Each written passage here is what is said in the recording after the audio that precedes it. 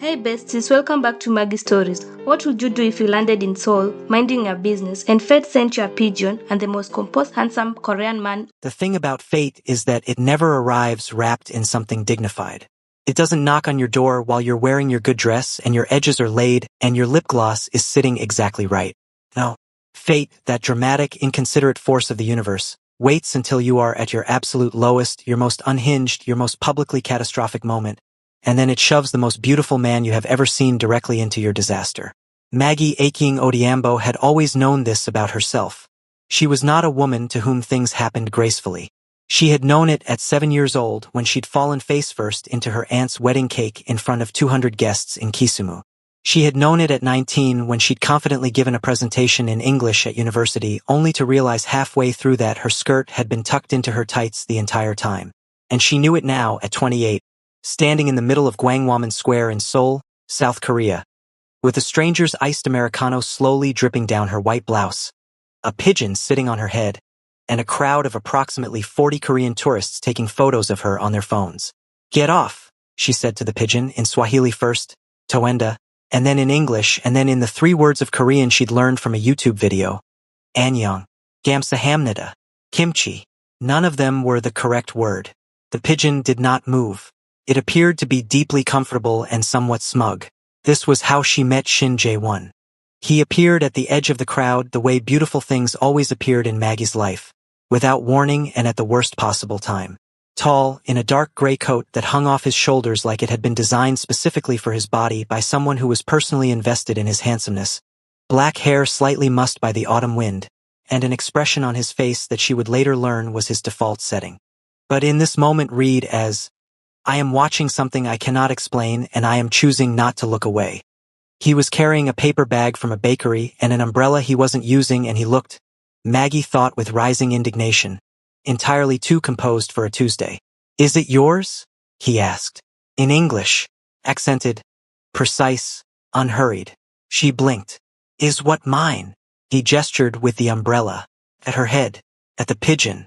The bird. Maggie stared at him. She was aware, with the specific clarity that only true mortification brings, that she was standing in public with coffee on her chest and a pigeon wearing her scalp like a throne. She was aware that her linen trousers, the wide-leg caramel ones she'd bought at a vintage shop in Nairobi before flying out, had a suspicious gray streak on them that she prayed to God was mud. She was aware that she had spent 45 minutes on her face that morning, blending and buffing and making herself look like someone who had her life together, and that the pigeon had single-handedly dismantled that illusion. She drew herself up to her full 5'6", 5'10" in the block heels she was also wearing, because she had dressed for a confident solo exploration of Seoul's historical landmarks, not for this, and she looked Shin Jae-won directly in his unfairly symmetrical face. "No," she said with great dignity. "It is not mine. I do not own pigeons." "It seems to own you," he said. The crowd laughed. They laughed in Korean and some of them in English, and one elderly woman laughed so hard she had to hold on to her husband's arm, and Maggie decided, standing there in her ruined blouse with a bird on her head, that she was going to simply cease to exist. She would dissolve. She would evaporate into the cool Seoul air and become one with the autumn, and nobody would ever speak of this. Instead, Shin Jae-won stepped forward, reached into his bakery bag, broke off a piece of what appeared to be a plain butter roll, held it out to the pigeon at arm's length, and waited. The pigeon looked at him. He looked at the pigeon. The crowd went silent with the energy of people watching a nature documentary. The pigeon hopped off Maggie's head, took the bread from his hand, and flew away. The crowd erupted. They actually applauded. One man at the back hooped. Shin Jae-won turned to look at Maggie with an expression that was not quite a smile. More like the blueprint for a smile, the architectural sketch of amusement, and he said, very simply, "You're welcome." Maggie felt 2 things simultaneously. The first was profound relief. The second was an irrational, bone-deep desire to push him into the nearest fountain. "I didn't say thank you," she pointed out. "No," he agreed. "But you were thinking it." She was. She absolutely was. She chose not to confirm this. Instead she looked down at her blouse. Cream silk blend, hand-washed, her favorite, now deceased. And she let out a slow breath through her nose that she had learned from a meditation app she used exactly once. "This was new," she said. "The blouse." The blouse. He looked at it with the air of a man assessing damage, unhurried and thorough. Then he reached into his coat pocket and produced, without drama, without ceremony, as if this was simply something men like him carried, a small, sealed packet of wet wipes. Maggie looked at the wet wipes. She looked at him. "Why do you have those?" "I eat on my lunch break," he said, offering them to her. "Sometimes I make a mess." "You don't look like someone who makes a mess. You don't look like someone who wears pigeons," he replied. And yet, she took the wet wipes. She did not say thank you because she was still processing everything and because something about the calm, unrattled stillness of him made her want to be exactly as unrattled in return, even though she was standing in the wreckage of a Tuesday that had personally attacked her.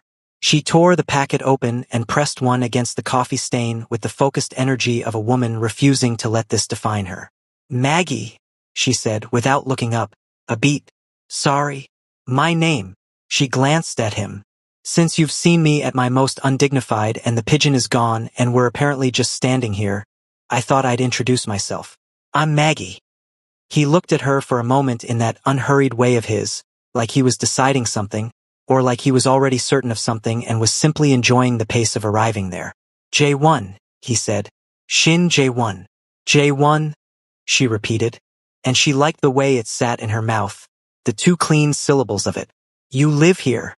"Yes. I'm visiting. 3 weeks." "I know." She stopped dabbing the stain. "You know? Your carry bag." He nodded toward the tote on her shoulder, the one with the Korean Air baggage tag still on the handle because she'd been too lazy to cut it off that morning at the hotel. "You arrived recently. The tag is from this morning's flight." Maggie looked at the tag. She looked at him. "You are either very observant or mildly alarming." "Observant," he said. "That's exactly what an alarming person would say." And then, because the universe was feeling theatrical and had apparently not finished with her yet, it began to rain. Not the gentle, cinematic drizzle of a romantic film. The kind that makes your curls spring up prettily and your skin glow. Real rain. Seoul autumn rain that arrived without announcement and meant business. Heavy and cold and immediate. The crowd scattered.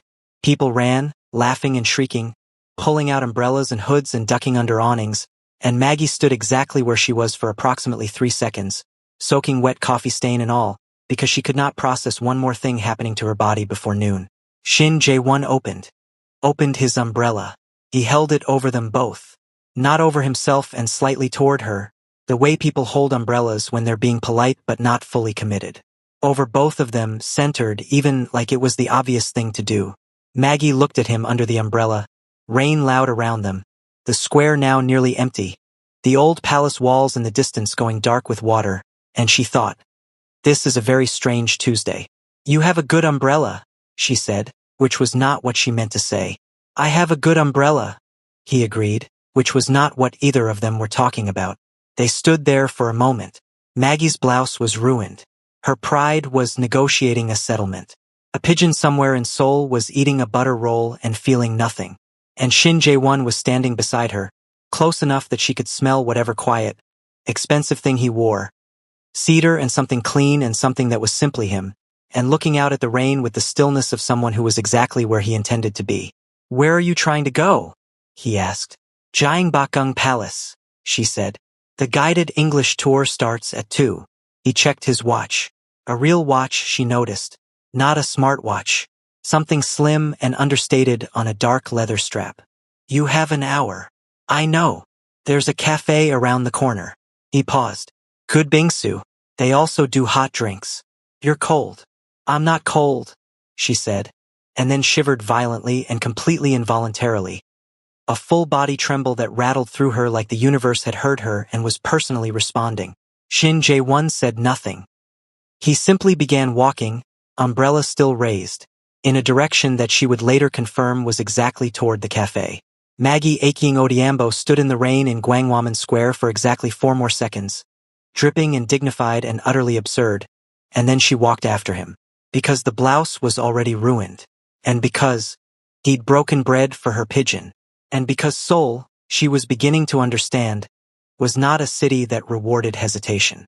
The cafe was called Unbit, and it was tucked into a narrow lane off the main square, the kind of place that existed in the gap between two older buildings like it had grown there organically, wood-paneled and warm-lit and smelling of roasted barley tea and sweet cream. A small bell rang when they entered. The woman behind the counter, who appeared to be in her 70s and wore a bright tangerine apron, looked at them both with the bright, interested eyes of someone who was going to have opinions. She said something in Korean. Jae-won replied, short and quiet. She said something else, gesturing between them with a wooden spoon.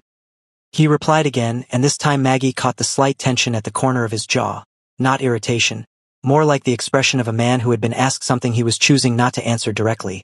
And then the old woman looked at Maggie and said very slowly in English, "Beautiful girl.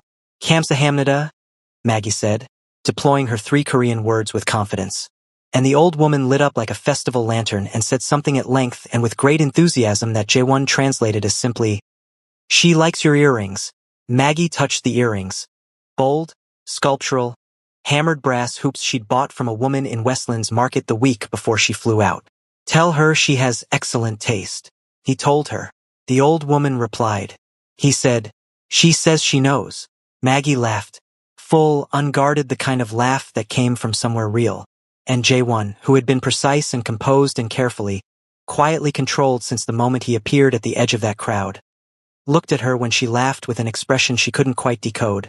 Something that moved across his features and then settled, like a current under still water. They sat by the window. Rain ran, in silver streams down the glass. He ordered for them both without asking. She noted this, filed it, decided she'd address it, and 2 minutes later the old woman arrived with a tray that held barley tea, a small plate of teok, and 2 bowls of bingsu that were the size of small clouds. "You ordered bingsu," Maggie said. "It's raining. It's always the right time for bingsu," he said, picking up his spoon.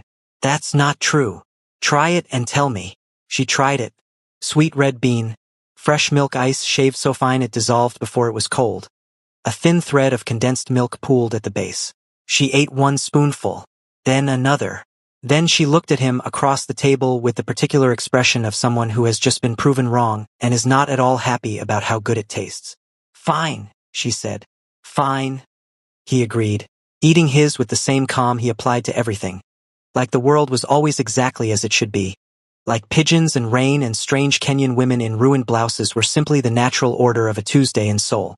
Outside, the rain kept coming. Inside, the old woman watched them from behind her counter with an expression of deep personal satisfaction. The wooden spoon tapping a slow rhythm against her palm. And Maggie Aking Odhiambo, who had left Nairobi 3 weeks ago with a solo travel itinerary. A fully planned schedule of historical sites and food markets and exactly 0 men on the agenda, sat across from Shin Jae-won in a warm cafe in Seoul and thought, with the specific calm of someone recognizing the beginning of something large, this is going to be a problem. Shin Jae-won was, by every measurable standard, a composed man.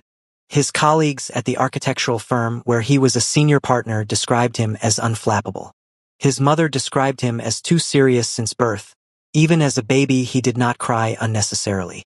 His best friend Park Hyun-soo, who had known him since they were 7 years old and sharing a desk in a Mapogu elementary school, described him as the kind of man who irons his socks and has an opinion about the correct way to fold a newspaper, which was slightly unfair, Jae-won felt, because the newspaper thing was simply about respecting the structural integrity of the print. The point was, he did not panic. He did not fumble. He did not, as a rule, say the wrong thing. He said the wrong thing on a Thursday. It had been 2 days since Gwangwaman Square. 2 days since the pigeon and the rain and the cafe and the bingsu that she'd eaten with the focused intensity of someone who had strong feelings about dessert. 2 days since she'd stood up to leave, wrapped her now dry coat around her ruined blouse with tremendous dignity, thanked him for the wet wipes in a tone that suggested she was still deciding whether he deserved the gratitude, and walked out of Unbit Cafe into a Seoul evening that had turned golden and cool. He had watched her go. He had then sat for another 20 minutes, finishing his tea, while the old woman, Hainyo, she insisted everyone call her, though that was not her name, watched him from across the cafe with the expression of a woman assembling evidence. "She's visiting," he'd told her, when the silence became pointed. "So?" Hainyo had said. 3 weeks. "So?" She'd said again, louder, as if volume would illuminate his logic. He hadn't had an answer for that. He'd paid for the bingsu, both bowls which Maggie had noticed on her way out and which she'd turned back to say you didn't have to do that about, in a tone that was half protest and half something warmer. And he'd walked home through post-rain Seoul with the particular stillness of a man whose brain was doing considerably more than his face was showing. On Thursday, Hyun-soo called. "You sound weird," Hyun-soo said, by way of greeting, which was how he always opened conversations, and which Jae-won found consistently unhelpful.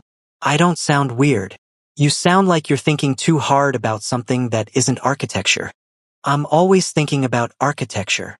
"You're thinking about a person," Hyun-soo said, with the gleeful certainty of a man who had been waiting for this conversation for approximately a decade. "I can tell by your breathing." "Who is it? Is it someone from the firm? Is it that client from Busan who sent you the premium Jeju tangerines? Because I told you those tangerines meant something. It was a professional courtesy." 12 tangerines, Jae-won. 12. Hyun-soo. "Fine. Who is it?" Jae-won was quiet for a moment. He was standing at his floor-to-ceiling window, 14 floors up in his Yongsan apartment, looking out at Seoul in the way he often did. The city spread below him like a conversation he understood fluently, all angles and light and density, the old palace walls still visible if you knew where to look, the Han River a silver thread to the south. He had designed 2 of the buildings visible from this window. He found that grounding, usually. Right now, it was not particularly grounding. "There was a woman at Gwangwamun," he said. Hyun-soo made a sound. It was not a word. It was a sound that contained approximately 40 words, including finally, "I knew it. Tell me everything. I'm sitting down. Go slowly." "A tourist," Jae-won added. As if this was relevant context that would calm the situation. It did not calm the situation. "A tourist," Hyun-soo repeated. "Jae-won, you haven't been interested in anyone since. Actually, I don't even have a comparison point. It's been so long. And the universe sends you someone. And your takeaway is tourist? As a negative. It's a logistical observation. It's a cowardly observation. Where is she from?" "Kenya." Hyun-soo went silent for exactly 3 seconds. Then, "I love this. I love everything about this. What's her name?" "Maggie." "Maggie," Hyun-soo repeated, with the reverence of a man hearing something significant. "Beautiful. Does she know you like her?" "I don't." Jae-won stopped, recalibrated. "We had bingsu." "Bingsu." "At Hainyo's Cafe." "You took her to Hainyo's Cafe." Another 3-second silence. "Jae-won, that's your favorite place in the city. You don't take people to your favorite place. You took your mother there once, and that was only because she asked 3 times. She was cold and it was nearby." "Sure," said Hyun-soo. "Sure it was. Okay, here's what you're going to do. You're going to see her again. I don't have her number.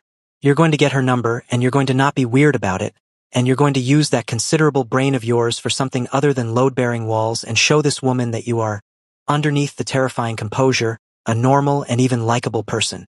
"I'm always normal." You told a client last month that their choice of floor tile was emotionally confused. It was. The tiles were Tuscan terracotta in a minimalist Scandinavian space. The tiles were having a crisis. Jae-won. "I'll think about it," he said, and hung up. He did not think about it. Or rather, he thought about nothing else, which is a different thing. He thought about it through a Thursday afternoon site meeting and a Thursday evening spent reviewing structural drawings for a mixed-use development in Songdong-gu.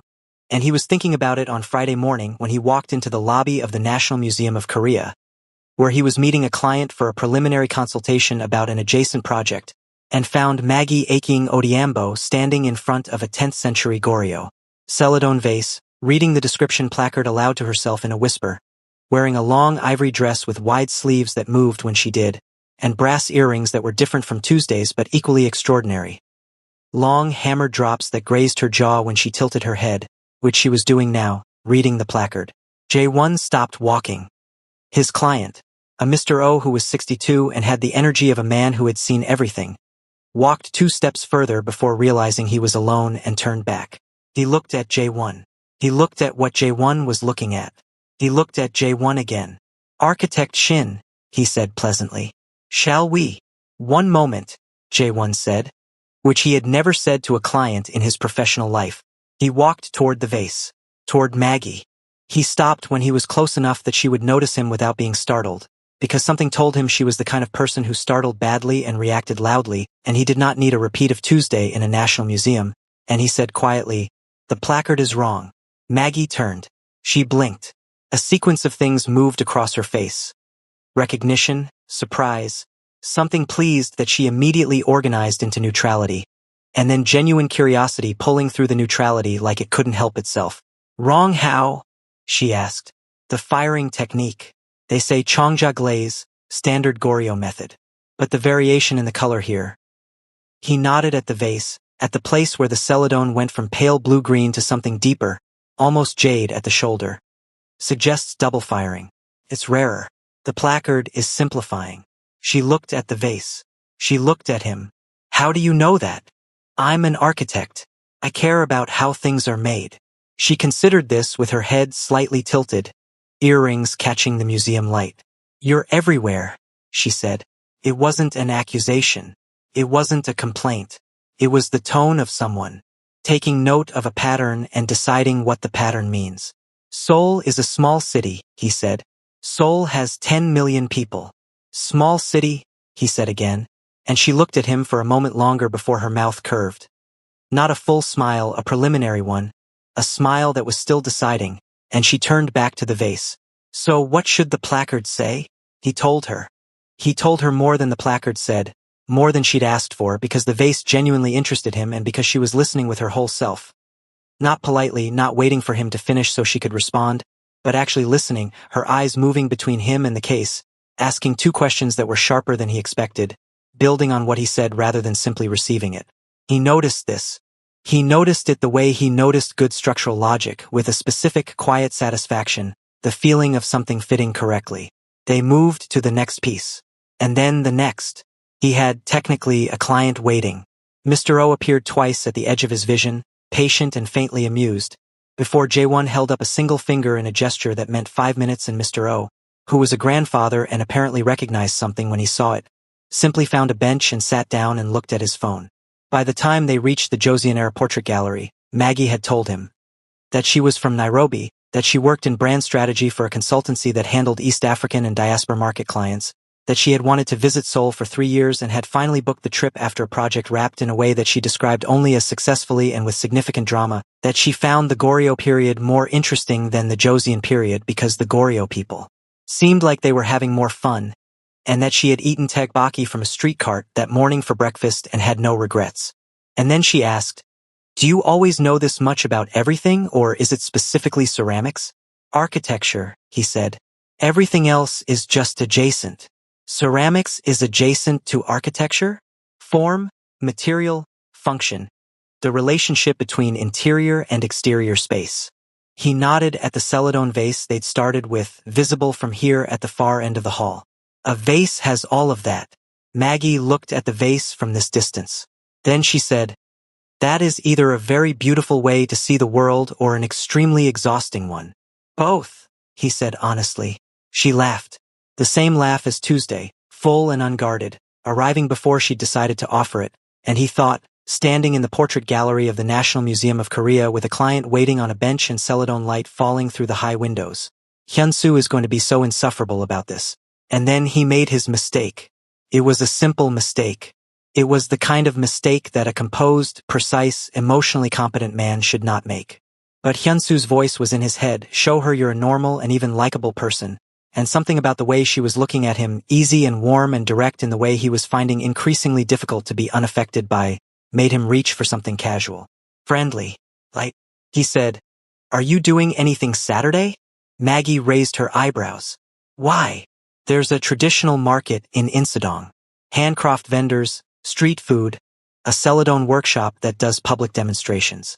Given your interest in the ceramics."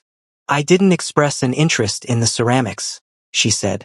"You expressed an interest in the ceramics and I listened politely. You asked for questions. Politely curious questions. You argued with the placard. The placard was wrong. You said so yourself." "So Saturday," he said. She stopped. She looked at him. There was a beat. The particular weighted beat of someone deciding how honest to be about something. And then she said, "Are you asking me to go to a market with you, Jae-won?" He held her gaze. "Yes." "As what? A tour guide situation?" "No." "A you happen to be going anyway situation?" "No." "Then as what?" he said very calmly, because this was where the composure was genuinely useful. As something I'll let you name, since you seem to prefer to be in charge of the language. Maggie stared at him. She stared at him for long enough that he became aware, with the creeping certainty of a man who has been too clever, that he had miscalculated. That, she said slowly, was the smoothest thing anyone has ever said to me. I know, he said. He did not mean to say I know. He meant to say nothing, to let the silence work, to give her space to respond. But I know came out instead, flat and certain, and he watched her expression shift from impressed to incredulous to something caught between outraged and delighted. Oh, she said. Oh, you think you're smooth. I didn't say. You said I know. After calling yourself smooth. You said I know. That wasn't what I. J1. She pointed at him, brass earrings swinging with the movement of her wrist. You are not as composed as you think you are. He was quiet. She was right. He was aware that this was the first time in recent memory that someone had said something to him that landed with the precision of something true and unexpected, the way good criticism lands, not painfully but accurately, finding the exact gap in the architecture. Saturday, he said, because retreating was worse than continuing.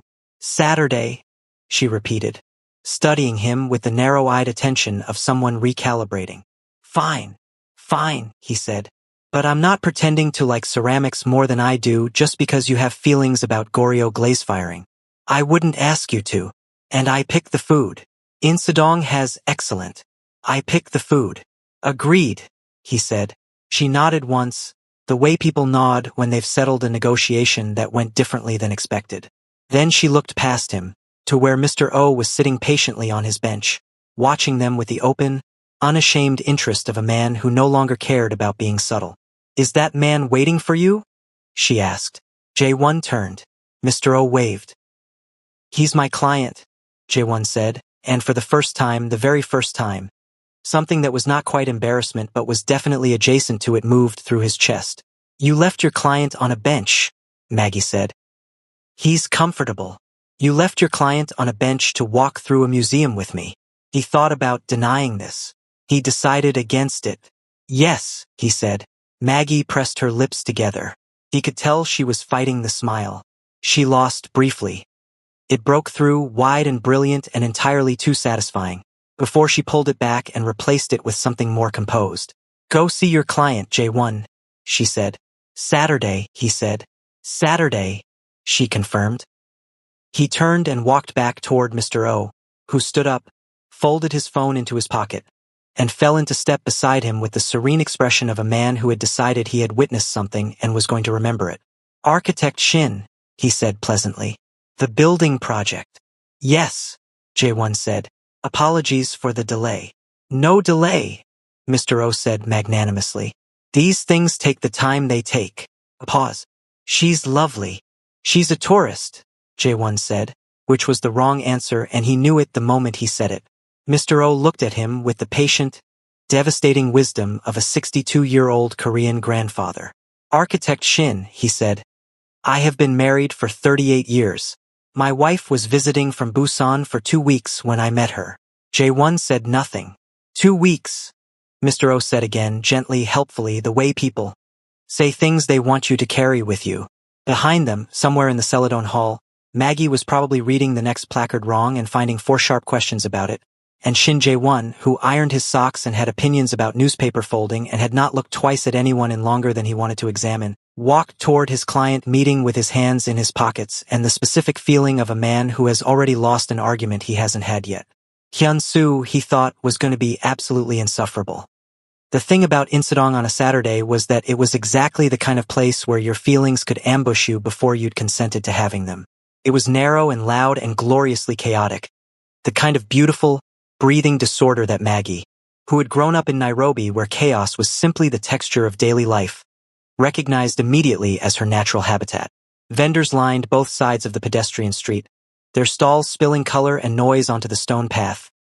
Handmade pottery in celadon and earth brown, silk pojagi patchwork catching the morning light like stained glass, street vendors moving through the crowd with flat trays of hotdog and twisted honey candy that a man stretched between his hands like edible magic, the smell of it, warm sugar and sesame and something roasted, layering over everything like a second atmosphere. Maggie arrived 6 minutes late because she had changed her outfit 3 times, and she was not going to discuss that with anyone including herself. She was wearing a floor-length dress in deep terracotta, structured at the shoulders, loose and sweeping from the waist down. Long sleeves gathered at the wrist. Gold jewelry, simple, a collar necklace and small hoops, because she'd decided on understated and then immediately put the collar necklace on anyway. Block heels, again, because she was not going to let Soul flatten her, and also she liked being almost as tall as men who thought they were untouchable. Jae-won was already there. Of course he was. He was standing at the entrance to the main street with his hands in the pockets of dark trousers and a jacket the color of charcoal, looking at something down the lane with the focused patience of a man who had allocated time for this and did not consider waiting a problem. He had, she noticed as she got closer, brought nothing. No bag, no camera, no tourist apparatus. He looked like a man standing in his own city, which of course he was, but there was something particular about the ease of it, the way Soul fit him like a second coat. He saw her. Something in his expression shifted. Not dramatically. Jae-won did not do drama. It was more like the quality of his stillness changed slightly, became more deliberate, the way a building looks different when you know who designed it. "You're late," he said. 6 minutes, she said. "That's barely late. That's early in Nairobi time. This is Seoul." "I'm aware," she said pleasantly. "I'm bringing Nairobi time with me. Consider it cultural exchange." He looked at her for a moment in that assessing way she was beginning to recognize as simply how he processed things, not judgment, more like load-bearing attention, and then he said, "You look nice," in a tone so flat and factual that it landed like an architectural observation. "The tiles are terracotta. The dress is nice. These are simply the conditions." Maggie decided this was the funniest thing she'd heard all week. "Thank you," she said, equally flat. "So do you." "I know," he said. She laughed out loud. Right there at the entrance to Insadong, because he'd done it again, that same calm, infuriating "I know," and he was looking at her with that not-quite smile, the blueprint of one, and she understood then that he was doing it on purpose. That he had learned, in approximately 4 days, exactly which register of absurd confidence would make her laugh and had filed it away and was now deploying it with architectural precision. "You think you're so funny," she said. "I think I'm moderately amusing," he corrected. "There's a difference." "There really isn't," she said, and walked past him into the market. He fell into step beside her. This was another thing she was noticing. He never positioned himself in front of her, never subtly steered or guided or did the thing some men did where they walked slightly ahead as if she were following a tour. He walked beside her, matching her pace exactly, which she set, and when the crowd compressed and they had to navigate single file, he stepped behind her and then returned to beside her with the naturalness of someone who had given this no thought and yet somehow gotten it completely right. She bought the honey candy first. The vendor stretched it into thin, crispy golden threads and wrapped it around a peanut filling, and it was extraordinary, and she said so loudly, to no one in particular. "Try it," she told Jae-won, holding out a piece. He looked at it. "I've had it." "Have it again." "I don't." "Jae-won." She held it closer. "This is excellent. You are going to participate in this with me." He ate it. He chewed thoughtfully. "It's good," he said. "It's good," she repeated in a flat imitation of him, and the vendor, a young man who had been watching them with the undisguised attention of someone watching a show, laughed and said something in Korean.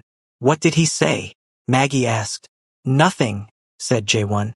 "What did he say?" she said again, slower. Jae-won was quiet for a beat too long. "He said we look like a couple who's been married for 1 week. Maggie turned to the vendor and pointed at Jae-won. "He thinks he's very composed," she told him in English, because it didn't matter that he didn't understand. "He says I know about himself. Regularly." The vendor nodded sympathetically. He clearly understood none of this and was enjoying it tremendously. They moved deeper into the market. Maggie stopped at a pottery stall. Not because of anything Jae-won had said about ceramics, which she was prepared to maintain to her grave, but because there were small bowls and a glaze that was the exact color of a Nairobi sky at 6 in the evening, that particular deep blue gold that she'd grown up watching from the rooftop of her grandmother's house in Lavington, and she picked one up and turned it in her hands. "My grandmother would love this," she said, half to herself. "Tell me about her," Jae-won said. It wasn't a polite prompt. It was a direct request, simply phrased the way he said everything. Maggie looked at him. "Why?" "You said would love with a specific face," he said. Like it meant something. She looked back at the bowl. She passed 2 years ago, she said. She was the most opinionated woman I have ever known. She had a comment about everything. The weather, your posture, whether your soup was seasoned correctly. She'd walk into a room and immediately identify what was wrong with it. A pause. She was my favorite person. Jae-won said nothing for a moment. Just let it sit, the way he did, without filling silence unnecessarily. Then, buy the bowl. It's heavy to carry. Buy it anyway. You can pack it properly. Bubble wrap from the hotel gift shop. He looked at her. You'll want it later. She bought the bowl. The stall owner wrapped it in newspaper and string, and Jae-won held it while Maggie negotiated the price. She bargained on instinct, the way she'd been taught by a Nairobi childhood of market Saturdays, and she got 20% off, and the stall owner seemed genuinely charmed by this and threw in a small matching cup. You didn't have to hold it, she said, taking the wrapped parcel back. It's heavy, he said simply. I offered to buy it, and I offered to hold it. He looked at her steadily. These are not in conflict, Maggie. She opened her mouth. She closed it. She filed this moment under things she wasn't going to examine too closely in the middle of a Saturday market in Seoul and kept walking. It was at the Tiok stall, Maggie's chosen food, per the terms of their agreement, and she had chosen rice cakes with red bean and sesame and also a portion of the sweet pumpkin variety because she was thorough, that the situation escalated in a direction that neither of them had planned for. She heard the voice before she saw its owner. Jae-1H came from the left, loud, delighted, the Korean equivalent of someone throwing open a window. Maggie turned to see a man approximately Jae-1's age, though he wore his age with significantly more chaos, weaving through the market crowd with the focused energy of a heat-seeking missile. He was in a bright rust-orange puffer vest over a cream knit, dark jeans, and an expression of pure, weaponized joy. He was pointing at Jae-1. He was also pointing at Maggie. He was doing both simultaneously, fingers swinging between them, eyes wide. No, said Jae-1 flatly to no one. The man arrived. He was slightly out of breath. He had clearly moved fast. I was at the Pojagi stall, he said in English, smooth and quick. For her benefit, she understood immediately. I saw you from the other side of the street. I said to myself, is that Shin Jae-1, the man who doesn't come to Insadong because he finds it overstimulating? I didn't say overstimulating. Standing in Insadong, on a Saturday, voluntarily, next to a beautiful woman? He turned to Maggie with the full beam of his attention and extended his hand. Park Hyun-soo, his best friend. His only friend, practically. I've been waiting for this moment for approximately 8 years. Maggie, she said, shaking his hand. I've been in Seoul 4 days. Best 4 days of his life, Hyun-soo said confidently. You're Kenyan, yes? He mentioned. He stopped. He looked at Jae-1. He looked back at Maggie with the dawning, radiant expression of someone receiving a gift. He mentioned you. I mentioned a person at Gwangwaman, Jae-1 said, in the tone of a man reading a legal disclaimer. He described the earrings, Hyun-soo told Maggie. Tuesday's earrings, the hammered brass ones. He described them. He pressed a hand to his own chest. He never describes anything personal. He once described my new apartment as efficient. It was efficient, Jae-1 said. 500 square feet with an open kitchen. That's efficient. It was a home, Jae-1. It was also efficient. The earrings, Hyun-soo said again, turning back to Maggie like Jae-1 had ceased to exist. He said, and I quote directly, she had extraordinary earrings, the kind that move when she talks. Maggie looked at Jae-1. Jae-1 looked straight ahead at the Tiok stall like he was considering commissioning a structural renovation of it. Did you? She said. I described them accurately, he said. He described you, Hyun-soo said happily. I described her earrings, Jae-1 said. Where do you think earrings live? Hyun-soo said. Maggie took a piece of red bean Tiok from her paper cup and ate it with the composure of a woman who was having an excellent Saturday. She was having an extraordinary Saturday. She was going to need to call her friend Zawadi in Nairobi later and report every single detail of this.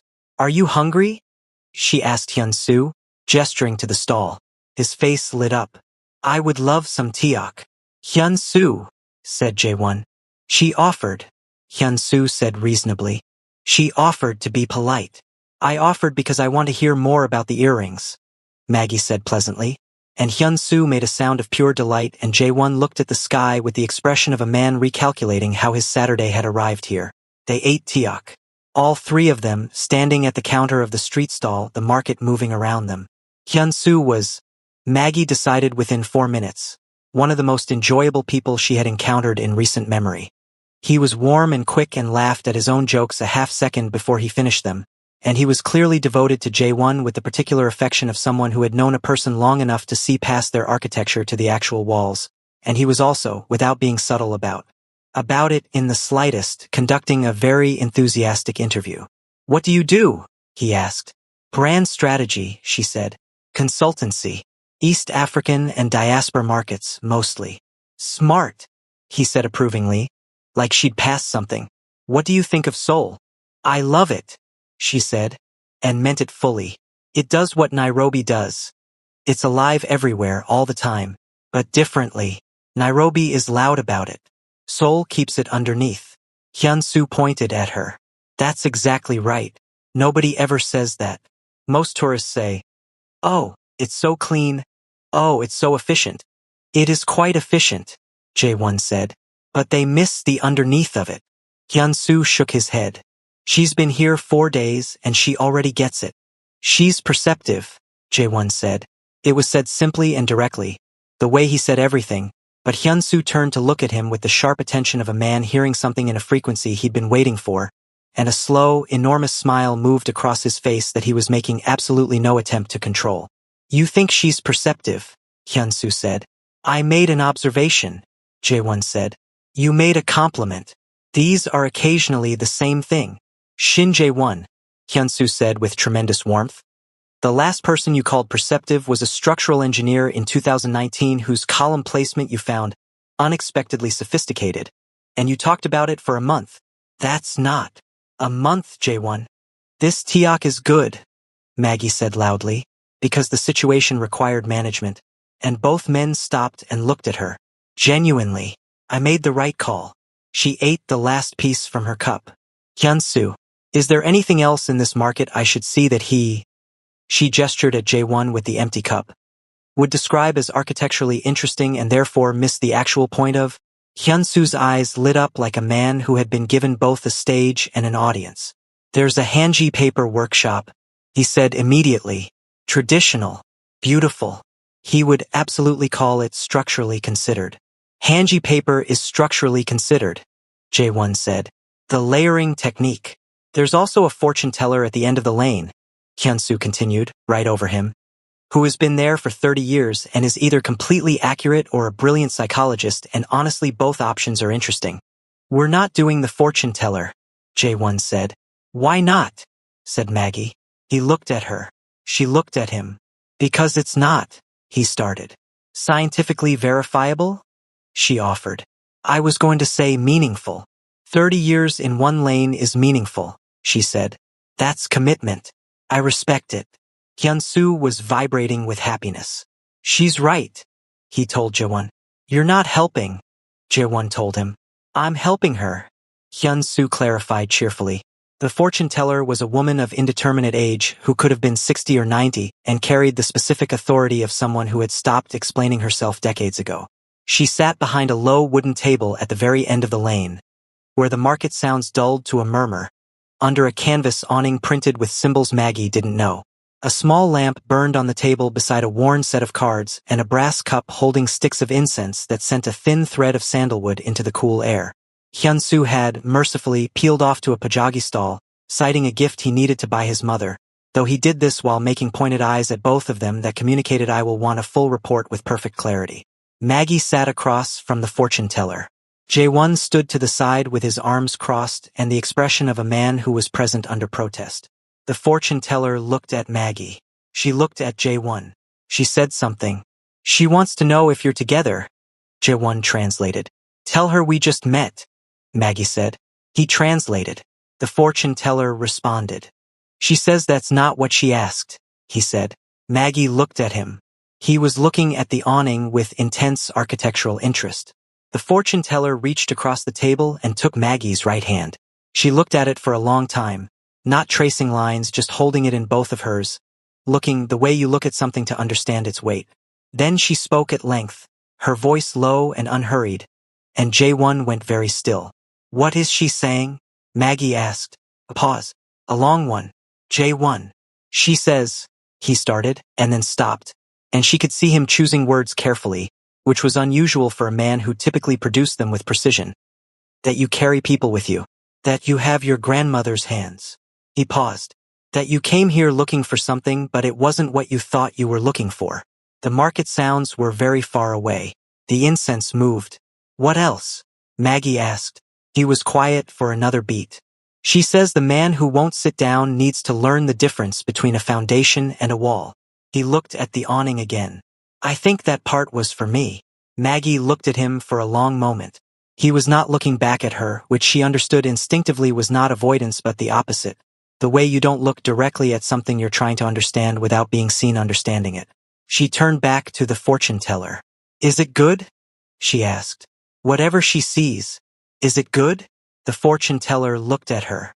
Then she smiled. Not the wide performing smile of someone selling something, but the small, private smile of a woman who already knows the answer to a question she's letting you arrive at yourself. She said one thing. Maggie looked at J1. She said obviously, he translated. Maggie laughed. The fortune teller patted her hand twice, like a punctuation mark, and released it. They walked back through the market in the direction of the main street. The afternoon had thickened to gold, Seoul autumn doing the thing it did in the late hours, the light going heavy and amber, turning everything it touched into something that looked like a painting you'd seen before but couldn't place. Stalls were beginning to wrap up at the edges, vendors folding cloth and stacking bowls. The honey candy man was stretching a final batch, and the smell of it, warm sugar and the end of a day, followed them down the lane. J1 was carrying the bowl again. She hadn't given it back to him. He'd simply taken it when they left the fortune teller, and she had, for once, let something happen without negotiating it. Foundation versus wall, she said after a while. Don't, he said. I'm not doing anything. I'm simply, you're going to analyze it. I'm a brand strategist. Analysis is what I do. Not everything requires a strategy, he said. Shin J1, she said, says the man who designed the terms of a Saturday market trip. He was quiet. Then, fair. The foundation thing, she said more gently. Is it true? He walked for a few steps without answering, which she was learning was not dismissal but processing. J1 arriving at honesty the long way, checking the structural integrity of it before he offered it. I build things meant to last, he said finally. I understand permanence very well. I'm less, a pause, brief and chosen. Practiced at things that begin without a plan. Maggie looked at him from the side, the gold light on his face, the bowl in his hands, wrapped in newspaper and string, her grandmother's color. In Nairobi, she said, my grandmother used to say that the mango tree doesn't plan the shade. It just grows and the shade is what happens. He looked at her. That's either profound or you're using it to win an argument. Both, she said. These are not in conflict. He recognized his own words coming back to him. Something moved across his face that arrived at something close to a real smile. Not the blueprint, not the architectural sketch, but an actual one, brief and unguarded, gone almost before she could confirm it. I have a meeting Monday, he said. I know. You have a career. I want to show you Buckshin on Tuesday. He kept walking, eyes forward, the bowl steady in his hands. The Hannock Village. There's a viewpoint that most tourists don't find. You'd a pause. You'd have a lot of questions about it. Will you have answers? Some, he said. The rest I'll make sound architectural, so you can argue with me. Maggie pressed her lips together against the smile. She lost. She always lost. Tuesday, she said. Tuesday, he said. Around them, Insadong folded slowly into evening, and the honey candy was all sold, and somewhere at the end of the lane the fortune teller was closing her lamp, and Park Hyun-soo was almost certainly texting J1 something that would require management, and Maggie Aking Odiambo was walking through a golden Saturday in Seoul with a bowl the color of a Nairobi evening and a man who carried it without being asked, and she was thinking about mango trees, and shade, and the way some things grow without a plan and become, anyway, exactly what they were always supposed to be. Hello, besties. In this story, we learn that some things in life will not wait for you to be prepared. The right city, the right moment, the right person, they arrive in the middle of your mess, your coffee stains, and your chaos, and they stay anyway. Stop waiting to have it all together before you let anything in. Thank you so much for watching. Kindly like, subscribe, and share.